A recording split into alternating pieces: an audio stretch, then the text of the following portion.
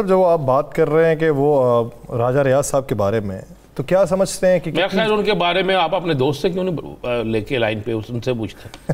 تیر تو ان بیچارے میں چل رہے ہیں نا، مر گیا وہ بیچارہ محنت کر کے اور راجہ صاحب آ کے بیٹھ کے چلے منظرنامہ تو آپ بتا ہی رہے ہیں نا کہ مستقبل میں کچھ بھی تبدیل ہو سکتا ہے۔ یہ بتائیے کہ پاکستان مسلم لیگ نون اور پاکستان پیپلز پارٹی میں کتنی ٹکٹس ایسی ہیں جو ان افراد کو جاری نہیں کی جائیں گی جن کے بارے میں امکانات ہیں کہ ان کو جاری ہوں گی؟ میں آپ کو ایک بات بتا دوں، یہ جو 22-25 لوگ سندھ ہاؤس میں گئے تھے نا، ان میں بہت سے لوگوں کے ساتھ ہاتھ ہونے والا ہے۔ اچھا، ایک ہاتھ کرنا ہے عوام نے، ایک عوام نے تو ہاتھ کرنا ہی کرنا ہے نا ان سب کے ساتھ، اور ایک ہاتھ کرنا ان سیاسی جماعتوں نے جنہوں نے انہیں آسرا کرایا ہوا ہے یا جس میں انہوں نے شمولیت کی ہوئی ہے، ایک ہاتھ اس طرف سے ہونا۔ اور آپ دیکھیں گے اس الیکشن میں آج کے دن ٹائم نوٹ کر لیں، اس چیز کو لکھ لیں کہ آج کے دن اس بات کو لکھ لیجئے گا کہ ان سب کے ساتھ بہت بڑا ہاتھ ہونے والا ہے۔ تو چلتے تو جائیں، دیکھیے گا کتنے چہرے کس طریقے سے بالکل اڑتے ہیں۔ یہ ان کے ساتھ پتہ کیا ہونا ہے؟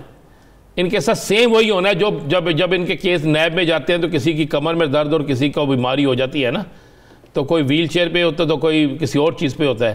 تو الیکشن میں اب ان کے ساتھ یہی سب کچھ ہونا ہے ان تمام لوگوں کے ساتھ، اور یہ کچھ 40 کے قریب لوگ ہوں گے۔ یاسر صاحب، اچھا، بلوچستان میں جو لوگ پاکستان پیپلز پارٹی کی طرف رجوع کرنے والے تھے ان کے ارادے تبدیل ہو گئے، تو ان کا جھکاؤ کس طرف ہوگا پھر؟ میں آپ کو کہہ رہا ہوں کہ 3 پارٹیاں میرے پاس جو اطلاع ہے، 3 سیاسی جماعتیں جو ہیں ان کی پوزیشن اور ان کے ساتھ عوامی رد عمل کو دیکھتے ہوئے اور کسی اور طرف سے بھی دیکھتے ہوئے ان کے ساتھ کچھ ہو سکتا ہے۔ پیپلز پارٹی، نون لیگ اور جمعیت علماء اسلام، میں آپ کو نام دے دیتا ہوں۔ تو پھر پیچھے بچے گا کیا؟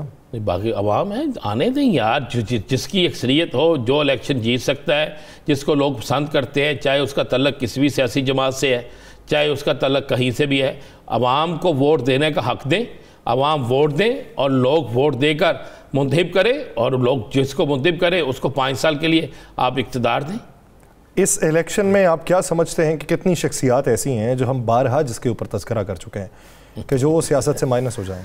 یہ سارا کچھ آپ کو اکتوبر کے مہینے میں نا 2 اکتوبر کے بعد آپ کو آہستہ آہستہ نظر آنا شروع ہو جائے گا، انتظار تو کریں۔ تاریخوں کے اوپر پاکستان کی سیاست کیوں منحصر ہو گئی ہوئی؟ پاکستان کی سیاست کب تاریخوں پہ منحصر نہیں تھی؟ کوئی ایک ٹینیور مجھے بتا دیں۔ لیکن اب کی بار یہ دیکھنے میں آتا ہے جو تاریخ دی جاتی ہے اس پہ وہ خبر نہیں نکلتی جو نکلنی چاہیے، جو ایکسپیکٹ کی جا رہی ہوتی۔ اچھا، ہم بہت زیادہ توقعات کر لیتے ہیں نا، رکھ لیتے ہیں کہ شاید ایسا ہو جائے گا، خبر وہ آ جاتی ہے، ہر چیز آ جاتی ہے، خبر ڈھونڈنے والا خبر بھی لے آتا ہے، خبر کا اشارہ بھی مل جاتا ہے، خبر کے آثار بھی مل جاتے ہیں، لیکن سمجھنے والے کی ضرورت ہے کہ وہ سمجھ جائے۔ میں آپ کو کہہ رہا ہوں کہ بہت سی چیزیں تبدیل ہونے والی ہیں، بہت سے لوگ سر جوڑ کر بیٹھ گئے ہیں۔ میاں صاحب کا بیانیہ میاں صاحب کو لے ڈوبا ہے۔ چلے میں آپ کو یہ بتا دوں، میاں صاحب کا بیانیہ میاں صاحب کو لے ڈوبا ہے، اور میاں صاحب کا بیانیہ صرف میاں صاحب کو نہیں، چھوٹے میاں صاحب کو بھی لے ڈوبا ہے۔ یہ تو ممکن نہیں ہے کہ نون لیگ کا بیانیہ اگر انہیں لے ڈوبے تو وہ کسی اور کو نہ لے ڈوبے۔ نہیں تو وہ کسی اور کو کس کو لے ڈوبیں گے؟ کسی اور پارٹی کو بھی تو لے ڈوب سکتے ہیں۔ وہ بھائی بات سنو میری، میں آپ کو ایک بات بتا دوں، 2 چیزیں ذہن میں رکھیے گا، ذرا ہم ماضی سے سیکھ لیں نا۔ مسلم لیگ نون کا دور حکومت آپ ماضی سے لے کر اب تک آپ ساری چیزیں سامنے رکھیں تو آپ کو بہت سی چیزیں بہت سی جگہوں پر نظر آئیں گی۔ پاکستان کے اندر سیاست میں جو چیزیں نظر آئیں گی وہ بھی آپ کے سامنے ہوں گی، جو سیاست سے ہٹ کے ہوں گی وہ بھی آپ کے سامنے ہوں گی۔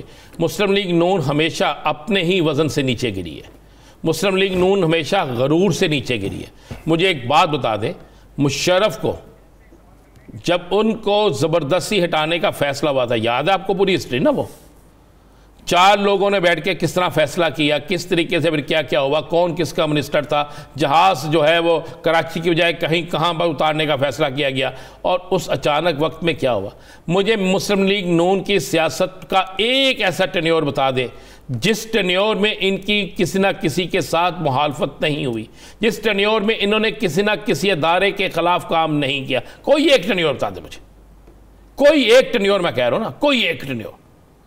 ان کا تو طرز سیاستی اسی طریقے کا رہا، تو کیا اب نہیں ہے نا، کیا اب کی بار آصف علی زرداری صاحب جو ہیں وہ کوئی سرپرائز دے سکتے ہیں نون لیگ کو؟ زرداری صاحب نون لیگ کی جڑیں کاٹنے کے لیے نا، نون لیگ سے بدلہ لینے کے لیے، نون لیگ نے جو ان کے ساتھ کیا ہے اس کا حساب لینے کے لیے زرداری صاحب وہ گیم کر رہے ہیں کہ یہ سوچ بھی نہیں سکتے. یعنی مفاہمت جو ہے وہ مخالفت پہ باقاعدہ طور پہ اتر آئی. مفاہمت تو تھی ایک شخص کے خلاف، مفاہمت صرف ایک شخص کے خلاف تھی، اس کو یہ گرا نہیں سکے اب تک.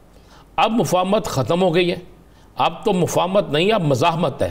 کس کے خلاف؟ ساری ان سیاسی جماعتوں کے ایک دوسرے کے خلاف جو سیاسی جماعتیں کل تک ایک دوسرے کے ساتھ تھیں، ایک دوسرے کے گن گاتی تھیں، اب وہ کھل کر ایک دوسرے کی مخالفت کرتی ہیں. ذرا ایم کیو ایم اور پیپلز پارٹی کی مخالفت آپ کو نظر نہیں آ رہی؟ چلیں زرداری صاحب کی اسی جو ترکیب ہے اس کی کوئی جھلکی بتا دیں. اچھا، آپ نے اپنا ویلاگ تو نہیں کرنا؟